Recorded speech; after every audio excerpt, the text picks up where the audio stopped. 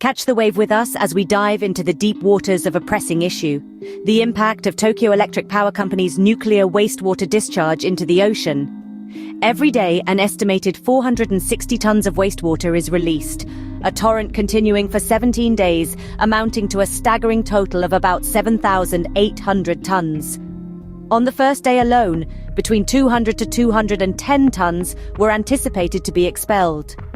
This isn't a one-time event, but a plan stretching over a span of 30 years. But what does this mean for us? Our beloved seafood, the salt we use in our kitchens, will they be affected? Do we need to start hoarding? Stay tuned as we navigate these murky waters together, unraveling the truth behind the headlines, because knowledge is our compass in these uncertain seas. Loop back with us every minute as we continue to tackle this tidal wave of a topic.